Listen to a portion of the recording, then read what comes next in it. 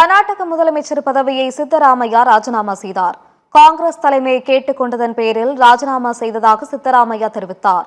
கர்நாடகாவில் 2023ஆம் ஆண்டு மே மாதம் காங்கிரஸ் ஆட்சி பொறுப்பேற்றது. கடந்த 3 ஆண்டுகளாக சித்தராமையா முதலமைச்சராக இருந்தார். இதனிடையே ஆளுநர் மாளிகைக்கு சென்ற சித்தராமையா முதலமைச்சர் பதவியை ராஜினாமா செய்வதற்கான கடிதத்தை ஆளுநர் மாளிகை செயலாளரிடம் வழங்கினார். துணை முதலமைச்சர் டி.கே. சிவக்குமாருடன் ஆளுநர் மாளிகை சென்று முதலமைச்சர் பதவியை சித்தராமையா ராஜினாமா செய்தார். பின்னர் செய்தியாளர்களிடம் பேசிய அவர், காங்கிரஸ் தலைமையின் முடிவுக்கு கட்டுப்படுவேன் என்று ஏற்கனவே கூறியிருந்தேன் என்றும், கட்சித் தலைமை உத்தரவை ஏற்று ராஜினாமா செய்துள்ளேன் எனவும் தெரிவித்தார். தனது ராஜினாமா கடிதத்தை ஆளுநர் ஏற்க வேண்டும் என சித்தராமையா கேட்டுக் கொண்டார்.